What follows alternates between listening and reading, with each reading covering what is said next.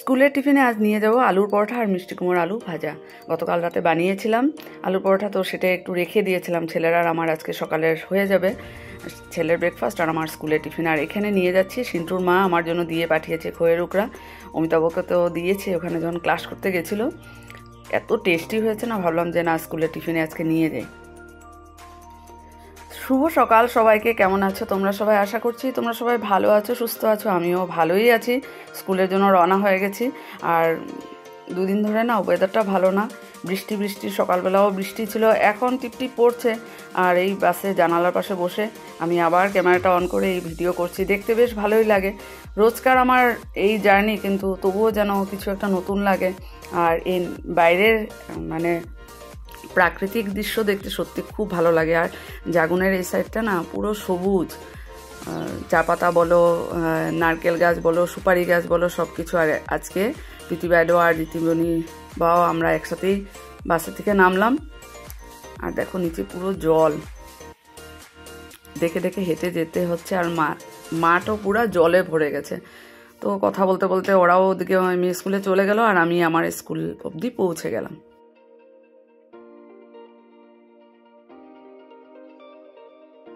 বাস থেকে নেমে দেখলাম এত হাওয়া দিচ্ছে, ভীষণ ঠান্ডা লাগছিল। আমি তো কিছুই আনিনি। আজ আবার অনেকে সোয়েটার আবার স্টল পরে এসেছে, কিন্তু আমি তো ভাবিনি এত ঠান্ডা লাগবে।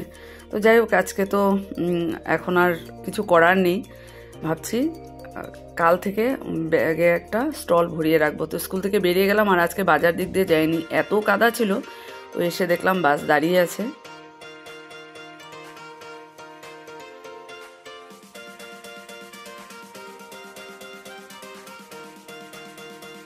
জানি না আজ কেন এত ঘুমিয়েছি আমি বাসে।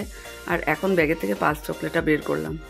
আর দেখো মার্গেরিটা সৎসঙ্গ বিহার পেয়ে গেছি, আর শেষ বেলাতে রোদ দেখা যাচ্ছে।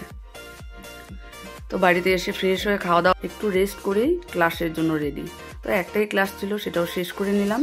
আর আজকে বড় বৌদি আর অঙ্কিতা আমাদের বাড়িতে এসেছে। একটা প্রোগ্রামের বিষয়ে আমরা একটু আলোচনা করব। আর আজকে ছেলে গুড় দিয়ে সবার জন্য চা বানিয়েছে। তো অঙ্কিতা আর বড় বৌদি, আমিও বলছি এত টেস্টি বানিয়েছে, দারুণ হয়েছে চা খেতে। অঙ্কিতা আর বড় বৌদি চলে গেল। রান্নাঘরে আসলাম, এসে আগে কাপলেটগুলো ধুয়ে নিলাম। আর এখন রান্না করব। কি রান্না করব? কাল পনির কয়েক পিস রেখে দিয়েছিলাম, ওটা দিয়ে ফুলকপি আলু দিয়ে মটরশুঁটি দিয়ে তরকারি করব, আর ভাত রান্না করব। চলো এগুলোকে ডাইনিং টেবিলের ওখানে রেখে আসি, তারপর রান্না করব। দেখো তোমাদের সাথে শেয়ার করিনি, অনেকক্ষণ আগেই এসেছিল বৌদি, ওরা চলে আসলো, তাই তোমাদেরকে দেখানো হয়নি। তো এখন এগুলোকে সবজিগুলো ঢুকিয়ে রাখবো ফ্রিজের ভেতরে। তো ভাবলাম তোমাদের সাথে শেয়ার করি। এই দেখো পটল এনেছে, খুব সুন্দর পটলগুলো। ধনেপাতায় আনলো অনেক দিন বাদে। আর এখানে এনেছে দেখো ভাজা খাওয়ার বেগুন। আমার আর আমার ছেলের ভীষণ পছন্দ, রুটির সাথে বা বাটার দিয়ে বেগুন ভাজা, উফ কি দারুণ লাগে। আর এখানে এনেছে অনেকগুলো টমেটো, 1 কেজি হবে নাকি বলতে পারছি না। আর ক্যাপসিকাম এনেছে। চলো এখন রান্নাটা বসিয়ে দিই।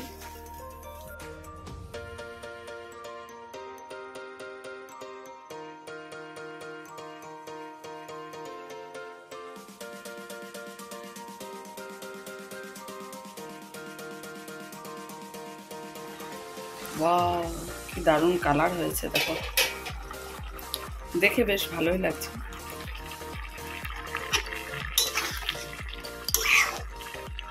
আর আজ একটু ধনেপাতা দেব, অনেকদিন পর এনেছে। কাল তো বাটার দিয়ে করেছিলাম, আজকে আর বাটার দেব না।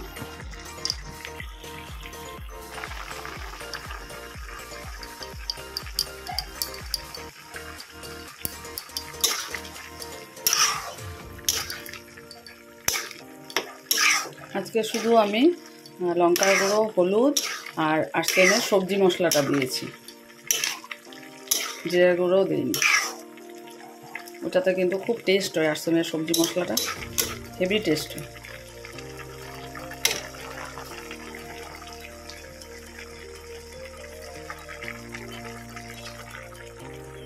এখন ঢেকে দিয়ে দিই, তাহলে ধনেপাতার গন্ধটা থাকবে।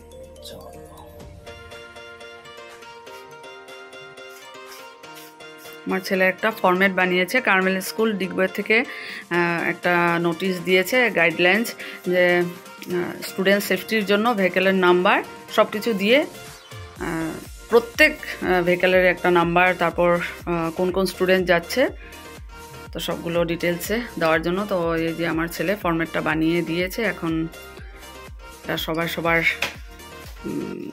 ভেহিকেলের নাম্বার, স্টুডেন্টস নেম ওইভাবে দিয়ে দেবে। হয়েছে, লেখা কমপ্লিট হয়েছে। ডিনার কমপ্লিট করে বাকি কিচেনের সব কিছু কাজ শেষ করে এই হলো আমার একটু সময় নিজের জন্য নাইট ক্রিম লাগিয়ে নিলাম, আর এই আমি ঠাকুর নমস্কার করলাম। তো চলো আজকের ব্লগটা এখানেই শেষ করছি। Good night.